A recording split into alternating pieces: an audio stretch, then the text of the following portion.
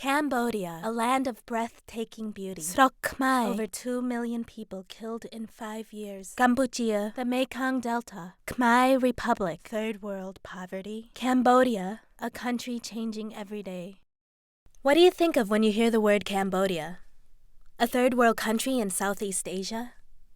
A place of terrible violence and bloodshed? A scenic, rustic location to shoot movies? Cambodia may be all these things, but it is much more.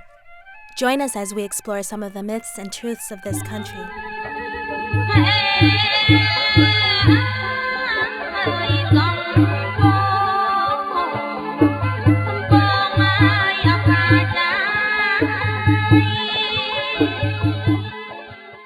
My name is Sopat.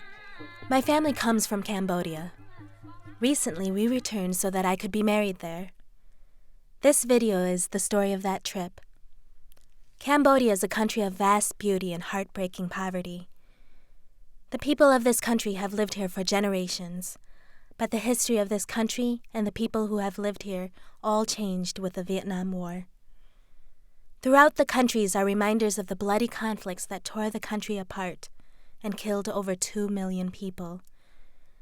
And yet, from this context, the piles of bones, the remaining landmines, and the surviving victims, life goes on. Cambodians get married, raise children, and strive to reconstruct the country and the culture. My family emigrated to America in 1979, but we have always maintained our bonds with those relations who remained in Cambodia.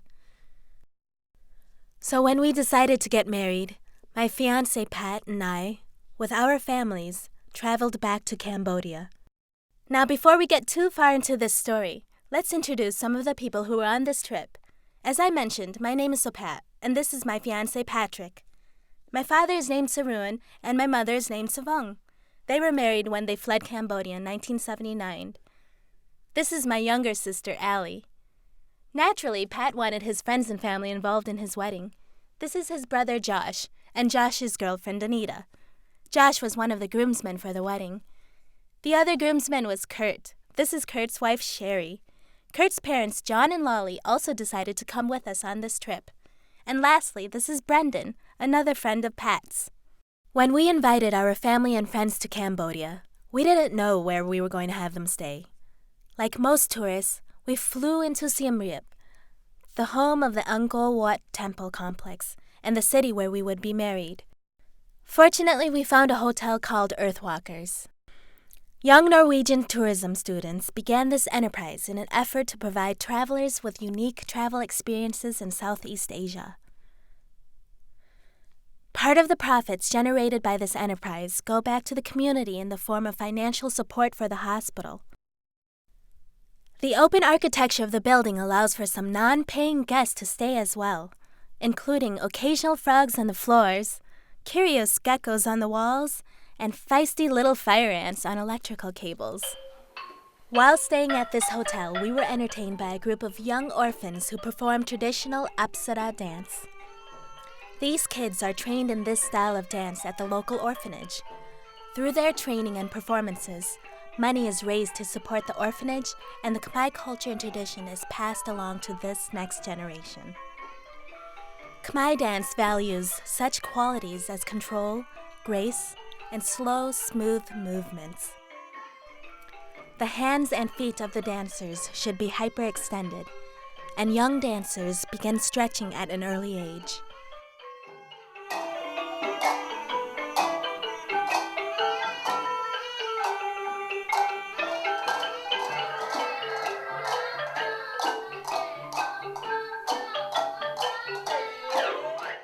Generation after generation of teachers and students have worked to keep this form of dance pure for over 1,000 years.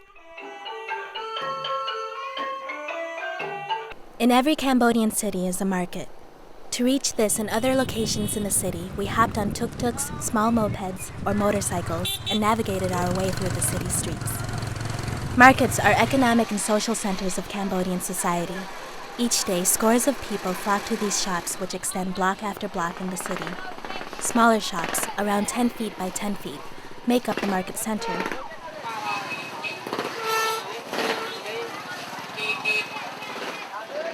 Fruits, vegetables, meats, fish, and many other foods can be found at these markets.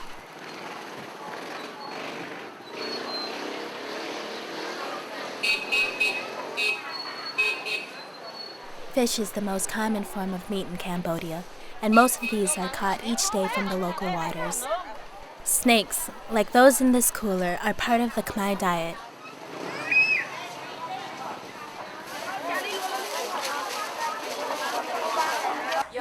Illegal snakes like cobras can be purchased in shops or streets off the beaten path. No, but why is it illegal? It's probably Because they just protect the wild or something. The wildlife, You know, yeah. they protect their life. Pig's heads and other parts are also available.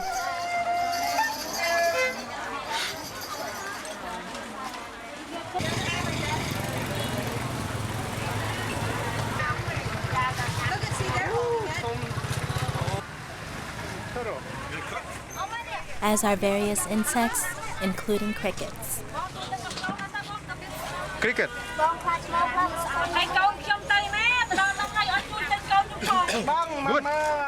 An assortment of household items are also sold throughout these markets, though indoor markets sell many of these same items. Since most Cambodians purchase the vast majority of their goods from these markets, they are at the very heart of the local Cambodian economy.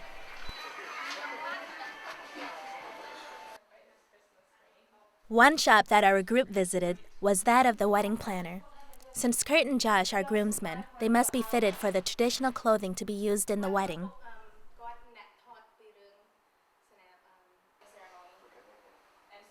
Kurt, standing at 6'8", and Josh, standing at 6'6", tower over all the Cambodians. This size difference became even more obvious when Kurt tried on a vest for the wedding. While at the wedding planner, we meet one of the tallest Khmer people in Siem Reap, the wedding planner's daughter.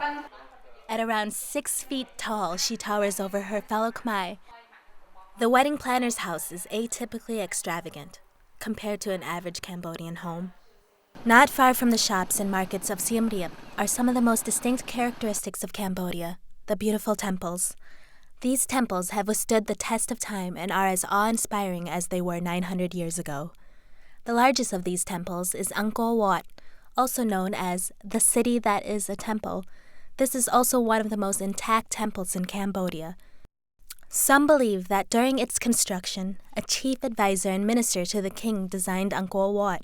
Others believe that it was a divine architect, Visvakarman, who built the temple. Archaeologists estimate that it took 30 years to build Angkor Wat.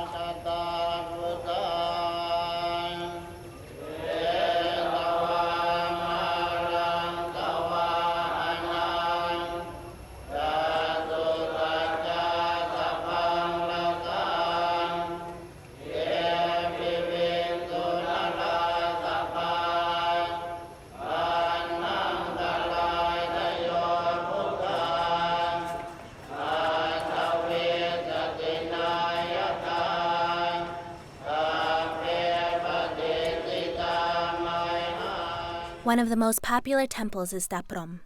Unlike many temples, Daprom has been untouched by archaeologists.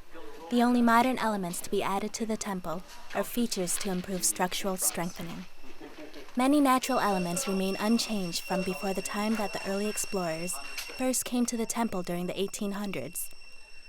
A significant trademark of the Daprom temple are the many fig, banyan, and kapok trees spread throughout the structure. These large trees twist and grow throughout the foundation and grounds.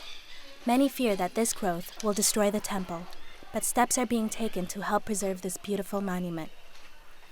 The movie Tomb Raider used Daprom as a location to shoot many scenes and made use of its eerie qualities. If they watch the Tomb Raider movie before, and then see, they want to come to see a Tomb Raider temple, but they don't know Daprom. they don't know that word. Yeah, the original name is called Daprom. The temples of Cambodia are priceless monuments that need to be protected and treasured so future generations can enjoy their mystique. They are the proudest treasures from Cambodia that stand as a silent testimony to the long, rich history of the country. The temples throughout Cambodia are the largest tourist attraction in the country. While many tourists fly in to see the temples and then immediately fly out again, it should be remembered that these temples are much more to the Khmer people. For them, the temples are the ultimate symbols of their religion and culture. They are signposts pointing back through time to the glorious history of the country. They are cathedrals, museums, and monuments all at the same time. Since we wanted to be more than typical tourists, we ventured out on Lake Tonle Sap. This is the largest lake in Southeast Asia, and boats can be seen on it throughout the year. 1.1 million people live near this lake, with entire communities thriving on the lake itself.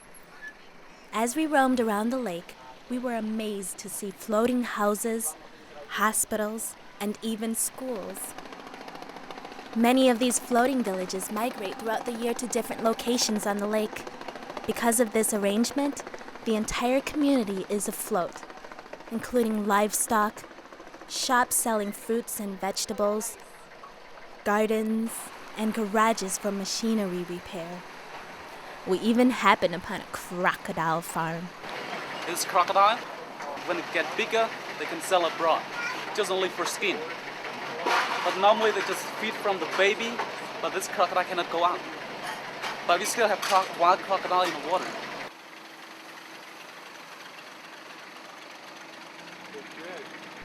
This lake, one of the world's most fertile fishing waters, is also home to a Vietnamese ethnic minority. These people were easily identified by their pointed straw hats. The Tonle Sap watershed and wetland system can be considered Cambodia's most important natural resource.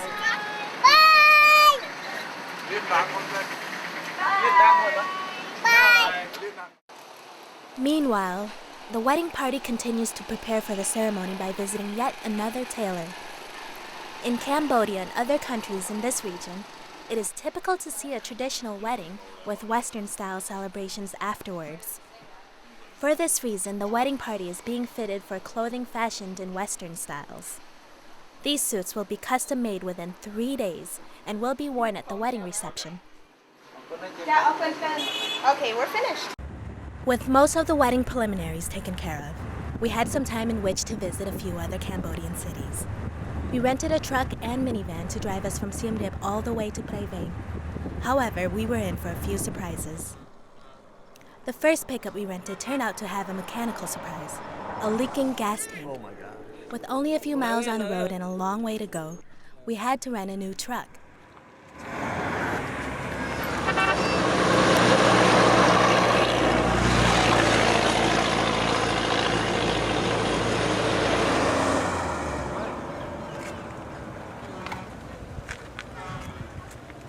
But after switching from an open bed pickup to a hauling truck with benches, we felt pretty happy with our trade-off.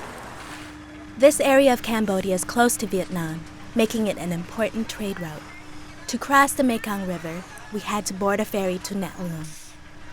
This city was bombed by the U.S. in 1973, with over 150 civilians losing their lives. As a result, the area has very poor infrastructure and many live in poverty. Everyone who wanted to cross the river boarded the ferry, and we got to take a look at what people were transporting.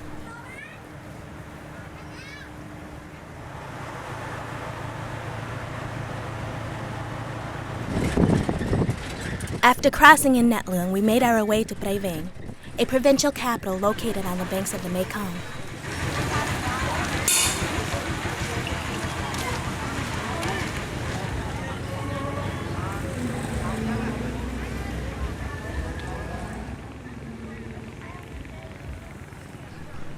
People were bringing goods from up and down the river through this important trade route.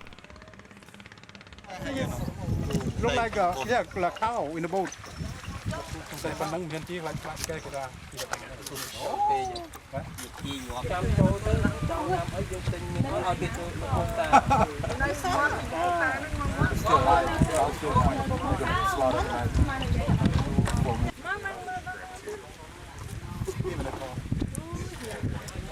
That's terrible.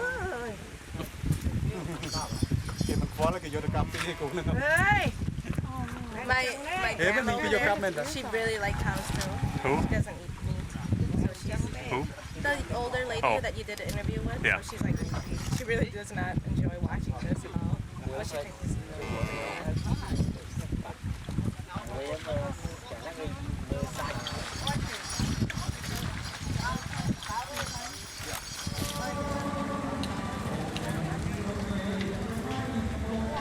After seeing how Khmer people travel, we were happy to have a comfortable truck and minivan. Back in the city, preparations are underway to accommodate the large numbers of extended family who will be attending the wedding celebrations. An awning is erected and a number of cooks are brought in to serve the family. The shelter serves as a place to hold the ceremonies during the day and sleeping quarters for the guests at night. My uncle Buki has been frantically running errands to prepare for the wedding, and as a result of the stress, he has become ill. As a remedy, he went through a process called coining. In this treatment, a coin or a rounded object is rubbed along the body to break the blood vessels near the surface of the skin. The Khmer call this gok chal, which means scraping the wind. Like my other uncle Buki, Buchint Da survived some of the darkest days in Cambodia's history. In May 1976, the Khmer Rouge seized and converted an old high school called Tua Slang, located in the capital of Phnom Penh. They turned this building into a detention and interrogation center named Security Office 21, or S21. This prison was the largest and most active in the country. The classrooms were converted into prison cells, and the windows were enclosed by iron bars draped with barbed wire. Between 1975 and 1979, over 14,000 men, women, and children were imprisoned in S21. All but 7 were executed. The victims included Vietnamese, Laotians, Thai, Indians, Pakistanis, Britons, Americans, Canadians, New Zealanders, Australians, and thousands of Khmer people. Anyone suspected of being opposed to communism or having Western influence was in danger of being declared an enemy of the state. Whole families were sent to S21 and executed. Many had no idea why they had been imprisoned.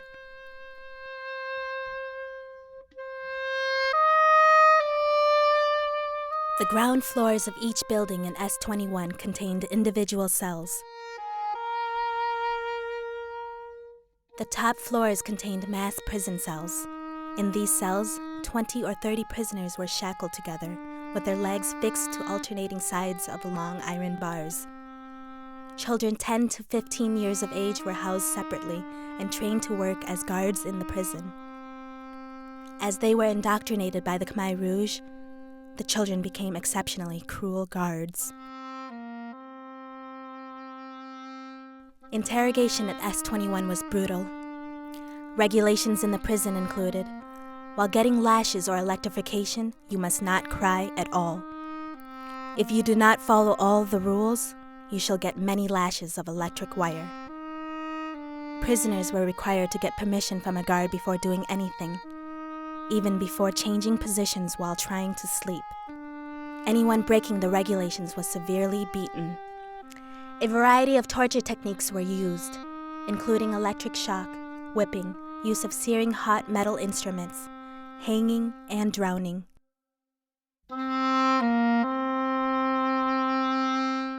Though many died at S21 because of the lack of food or medical care, most were taken to the killing fields at Jeung Aik to be executed. Formerly an orchard and Chinese cemetery, Jeung Aik was converted by the Khmer Rouge into a site of mass execution and burial.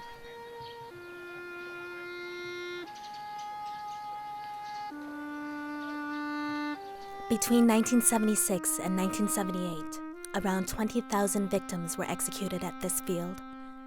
These murders were just a part of the brutality that cost the lives of around 3 million people. The executions were often carried out by children armed with hammers, axe handles, spades, and bamboo sticks. This is the small palm tree, but over here they call the palm tree stem.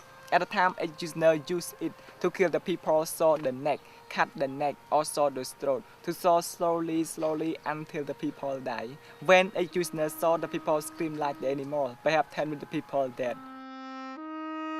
Many victims were forced to dig their own graves before execution. In some cases, a mother would be forced to dig graves for her children, who would then be beaten to death against the killing tree, while she was forced to watch. 129 mass graves have been found in Jung Aik, and almost 9,000 corpses have been exhumed. The largest grave contained 450 corpses. In some places, bone fragments and pieces of clothing are still becoming unearthed and can be seen lining the dirt pathways of Jung Aik. Dual slang in Jung Aik help show the Khmer Rouge's brutality, but other victims of the war have their own painful story.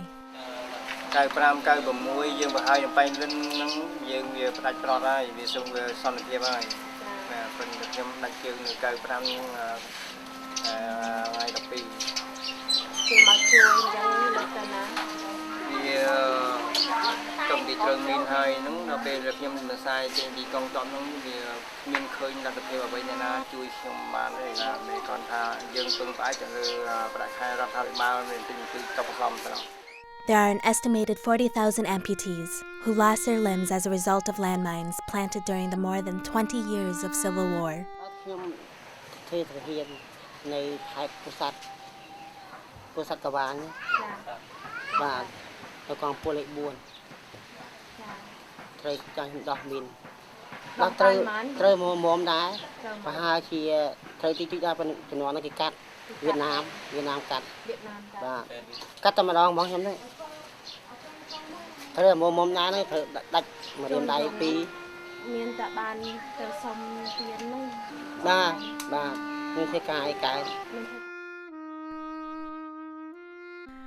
Some of these landmine victims were soldiers who served during the war, and some were workers employed by the government to remove the mines.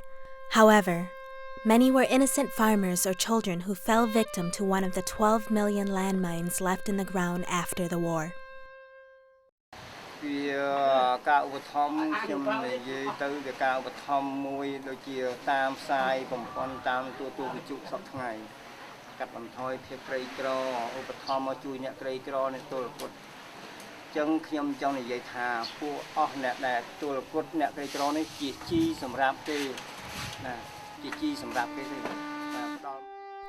Today, the surviving victims, the museums, and the bones emerging from the ground serve as painful reminders of the carnage of civil war.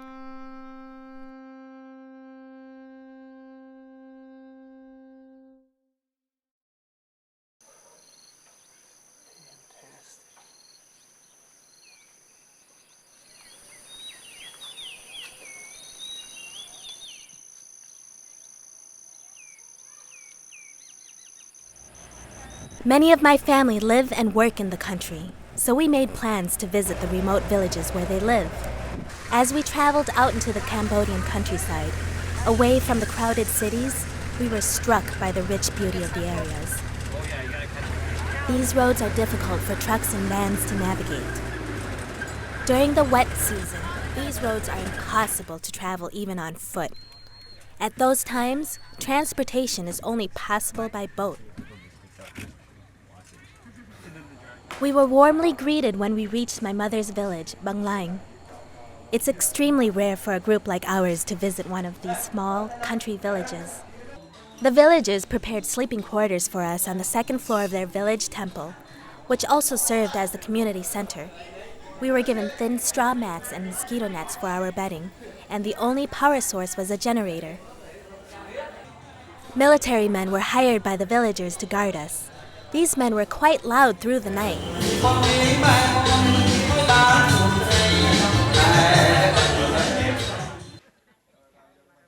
And in the morning we discovered that our beer, a cheap, safe beverage in this country, had mysteriously disappeared.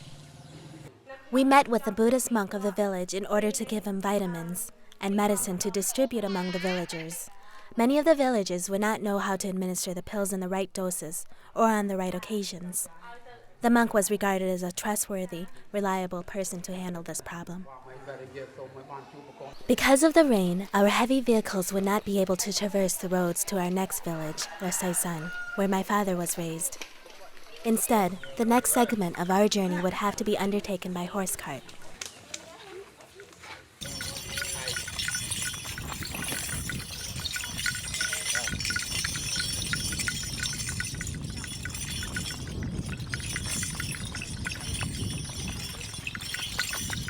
Upon arrival in Asaisan, we were again greeted warmly by friends and relatives. As we made our greetings, morning classes ended at a nearby school. As the young children exited the school, they were amazed and astonished to find white people in their village. 12 hours.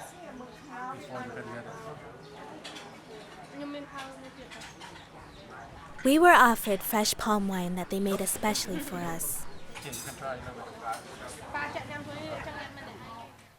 When we sat down for the meal, we were served with the men, while the women and children waited. Although we feel uncomfortable with this arrangement, this is a common dining ritual throughout Cambodia. After the meal, we again distributed bags of medicine. Since we had closer connections to these people, we felt more comfortable giving the medicine directly to them, usually a bag to each family. One issue that concerned us was that this medication was probably the only health care these people would receive for some time. Soon it was time for us to leave, so we said our goodbyes and got back on the horse carts.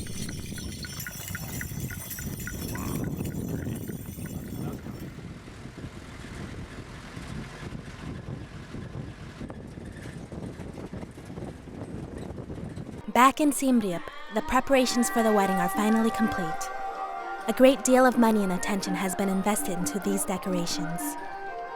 Cambodian weddings in general are very festive and serve as opportunities for families and friends to be reunited. Our wedding invitations were extended to the whole community, so we ended up with many more guests than initially expected. Numerous people traveled long distances to attend, and for many, this was the first time that they had ever ventured out of their small villages. The discomfort these people endured to attend the wedding illustrated for us the importance of the event in their eyes. The night before the ceremony, the wedding party attended a dinner at a local restaurant called the Dead Fish Tower. While at this restaurant, some dancers entertained the group with traditional Cambodian ballet. The restaurant dining areas are essentially hanging platforms, but there were no railings to prevent the patrons from falling. Directly below the platform we sat on was a crocodile pit. Any food tossed or dropped over the edge is quickly consumed by these animals. And if the crocodiles didn't get what fell from the platforms, predatory fish in the water will finish the job for them. Some of the group members remarked that this arrangement serves as a deterrent against people drinking too much. It seems unlikely that a high blood alcohol level would stop the crocodiles or fish from taking a few generous bites.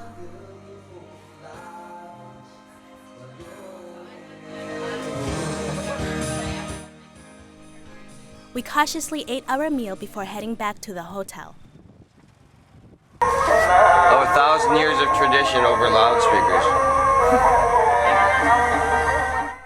The wedding ceremonies began the next morning. Until very recently, a Khmer wedding would last anywhere from 3 days to a week. But today, most of the traditions and customs are shortened into a one-day celebration. For our wedding, we wanted to keep most of the customs, so the wedding ceremonies were planned for 2 days. The first morning, Patrick, along with his family and friends, got together for the procession to my father's house, where I was waiting.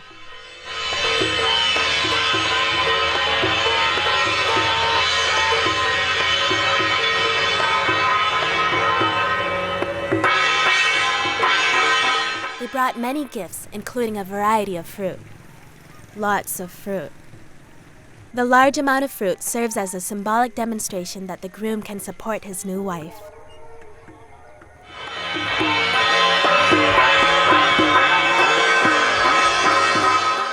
Once the procession arrived at my parents' house, The actors hired to help with the traditional ceremonies inspected the fruit.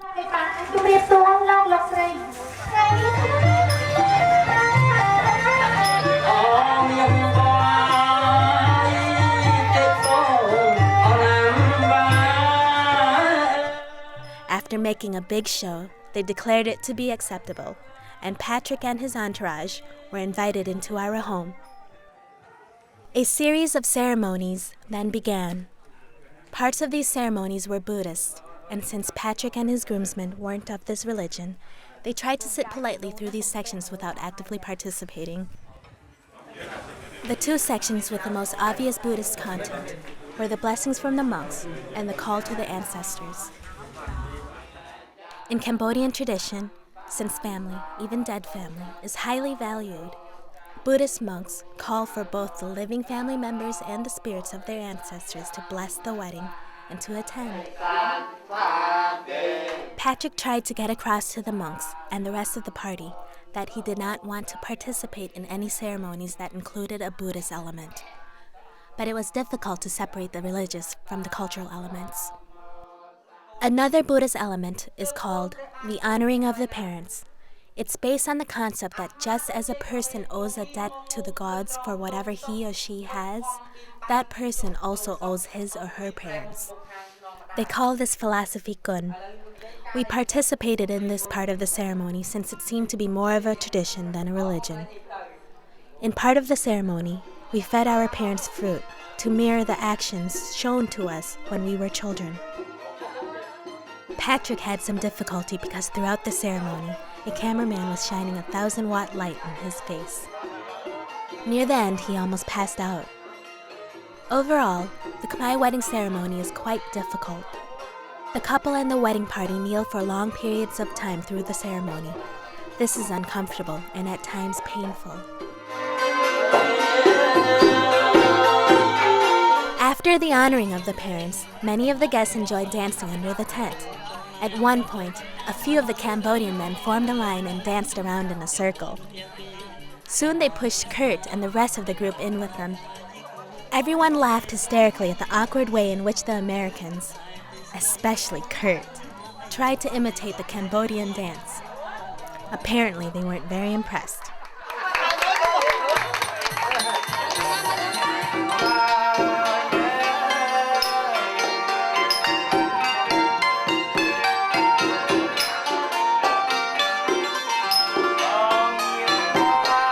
The next morning, we got up early to witness the dawn of our first day as a married couple. An altar was set up on the patio of my parents' house. Once the guests were seated, the master of ceremonies sang traditional Buddhist chants as the sun rose above the horizon. Once we finished witnessing our first sunrise together, we started the cleansing ceremony. The singers danced around us, praying for our good fortune. The dancers symbolized Devata, which are supernatural beings who look after things on earth.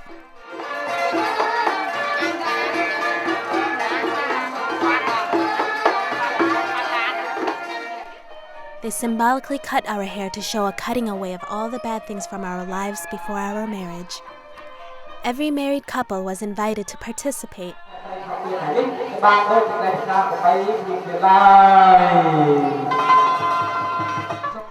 The next ceremony was called the Passing of the Blessings. For this, those of our guests who were already married couples made a circle around us. 3 candles were lit, and as they were passed around the circle, each married person would wave their right hand over the candles. By pushing the smoke in our direction, they send us their blessings and the essence of their successful marriages. After all these ceremonies were finished, the guests threw betel flowers over us, which is similar to the way guests throw rice in a Western wedding ceremony.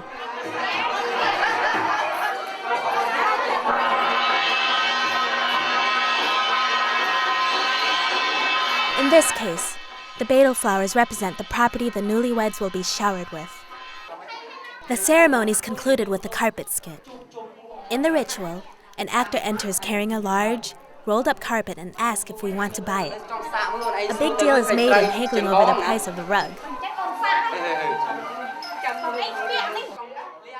The parties finally agree on a price, but when the carpet is set down and unrolled, everyone discovers that it was filled with gold. With all of the ceremonies finally completed, it was time for the reception. The reception was amazing, but we had another responsibility to perform before we could enjoy it. We had to greet every single guest at the door as they came in. By the time we sat down to eat, everyone was finished.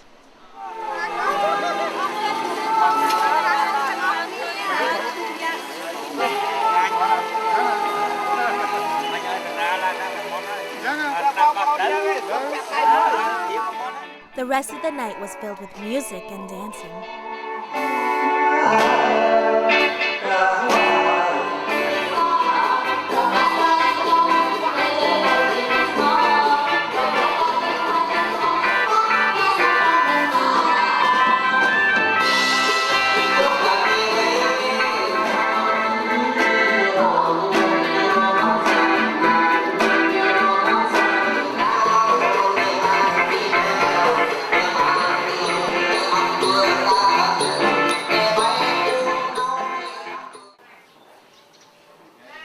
With the wedding over, the reception concluded, and our guests leaving by plane, car, and moto, I couldn't help but reflect on the trip in this country. So now, what do you think of when you hear the word Cambodia? Some people think that it means poverty, but I think it means resilience. Some people go to see the beautiful ancient temples, but they often forget to meet the beautiful people working in the rice fields. Some people may still think only of the war, the landmines, or S-21. But now what I think of are the Khmer people, my family and friends. And even though it can mean all these things, Cambodia is definitely an unforgettable place.